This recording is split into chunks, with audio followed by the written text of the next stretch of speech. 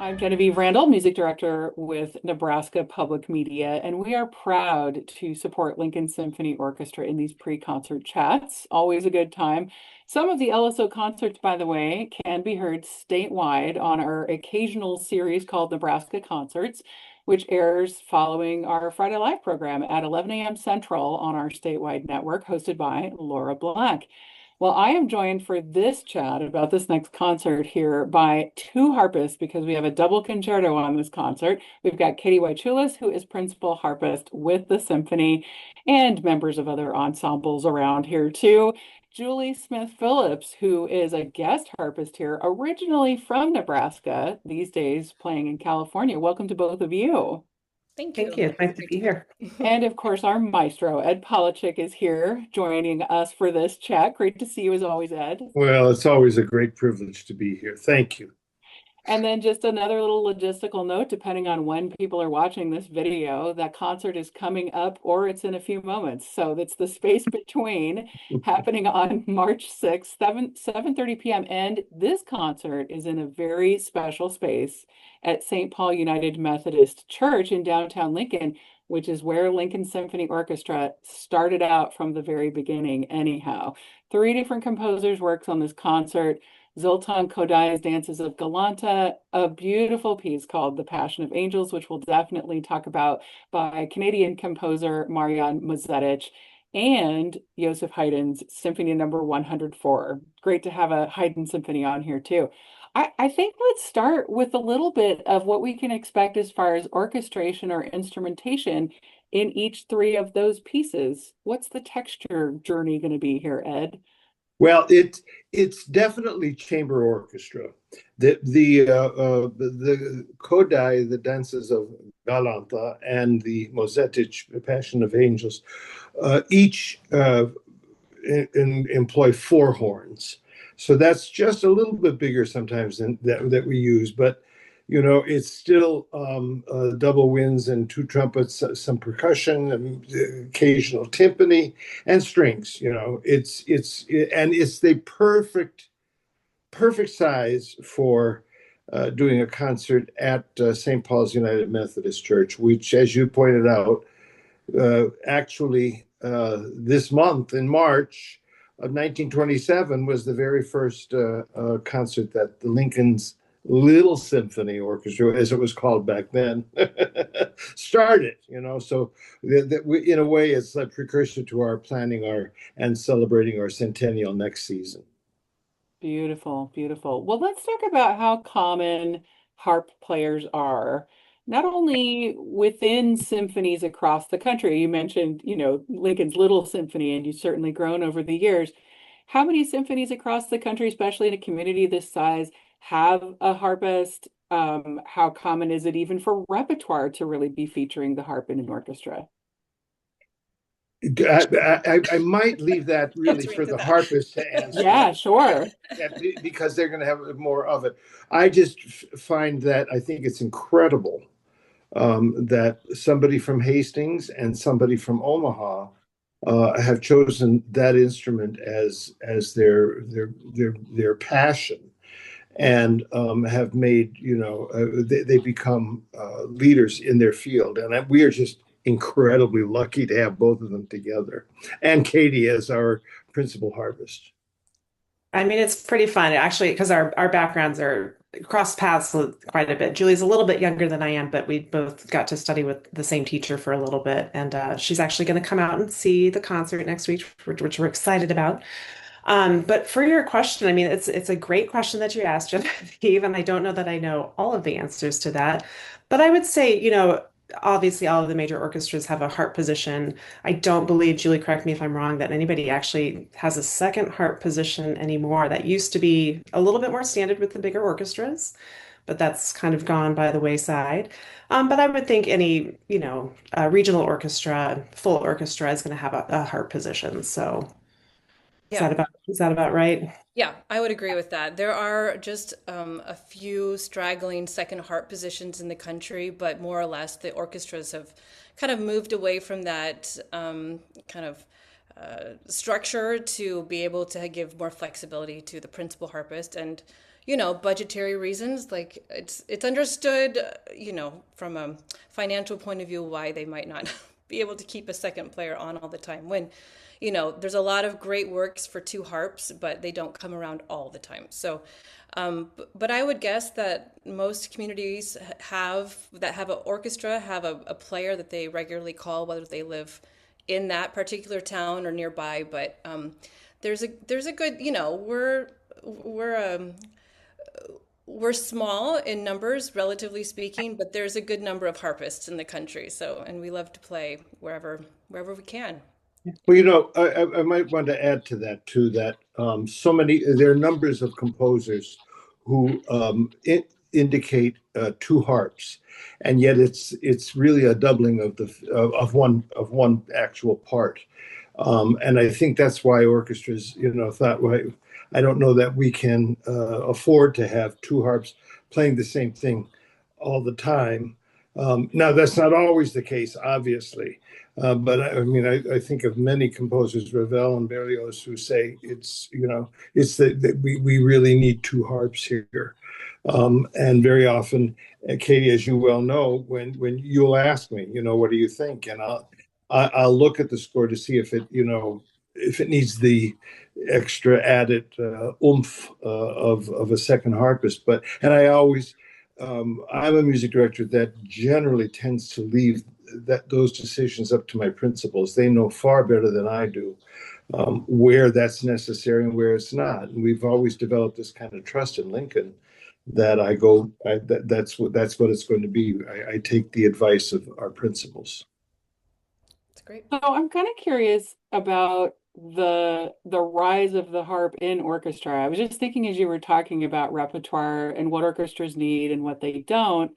There's Baroque violin concertos, and we get the cello in there, and Vivaldi wrote for the bassoon. But then later we get more concertos for, say, the flute or the trumpet, and then even later the saxophone in orchestra. And so where does the harp come in?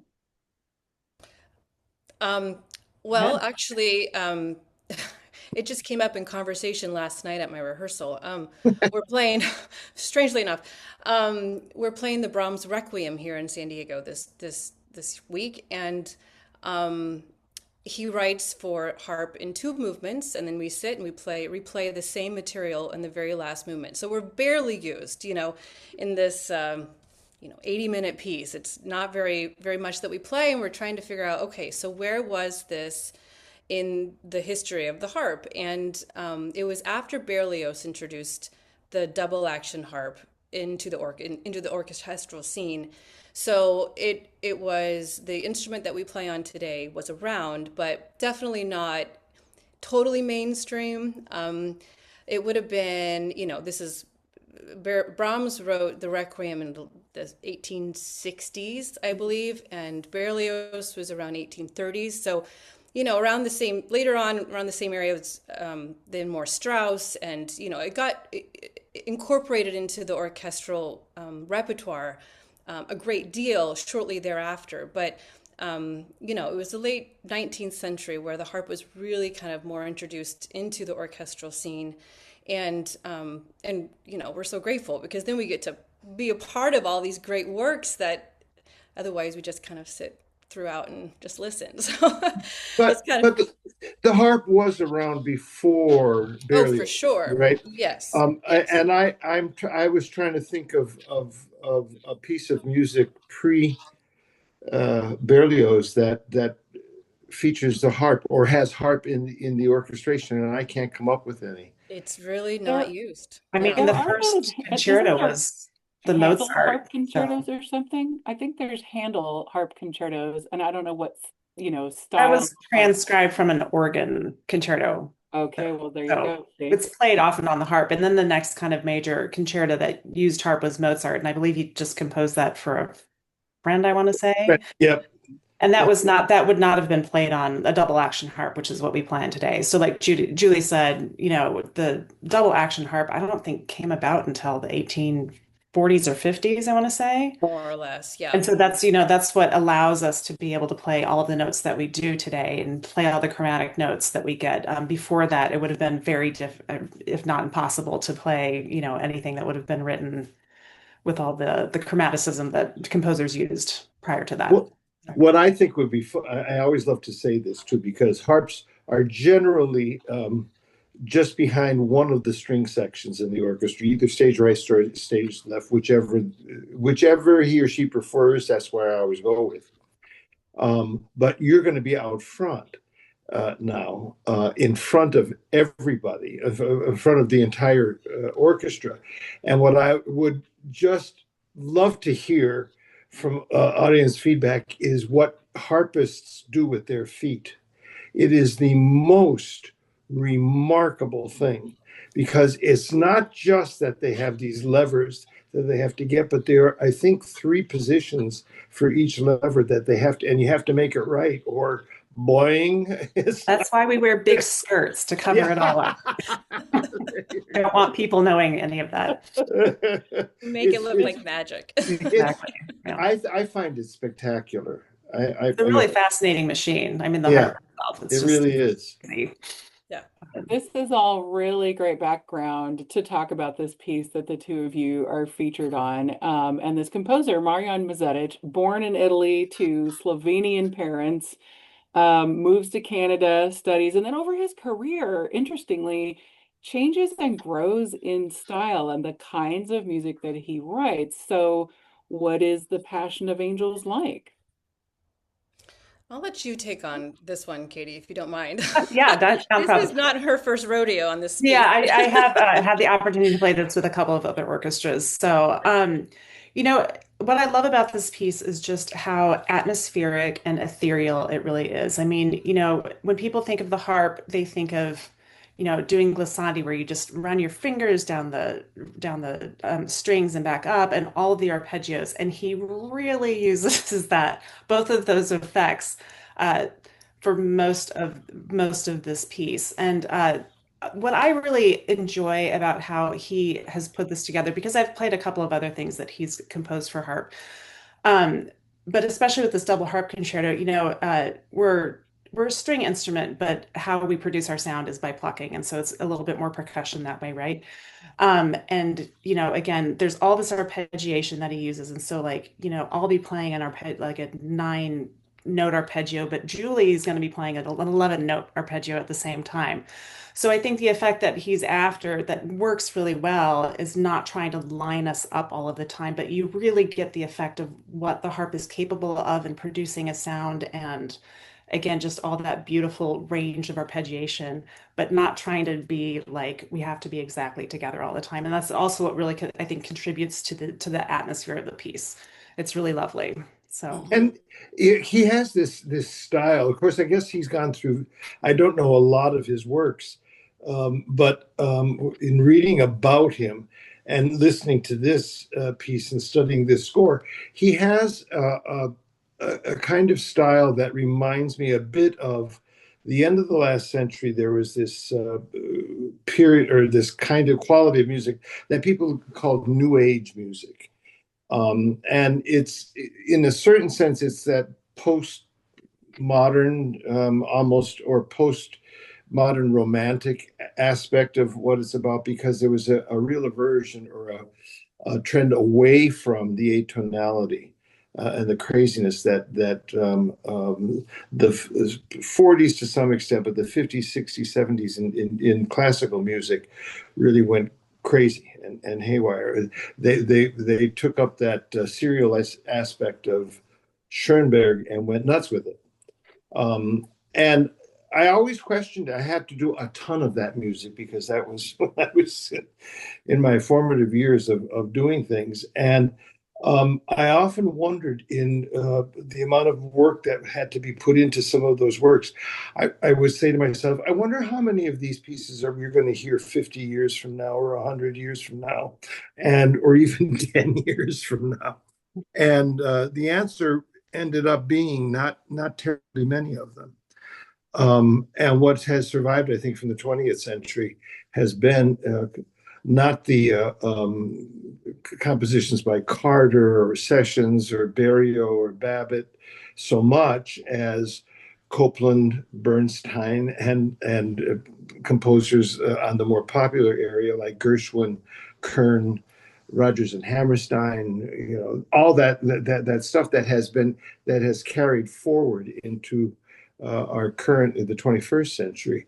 But there's also was a movement back in the 70s and 80s toward minimalism, and it depended on the composer for me, but I got into minimalistic music, in particular John Adams, whom I really thought he was a genius for it. But and it's still, and Philip Glass still does it not today. And there's that aspect of that in Mozetich's writing, and in a very very clever way actually. So between the colors, the harmonic structure, which sometimes gets repeated over and over, but just changed ever so slightly in the repetition, keep lulling us forward all the time.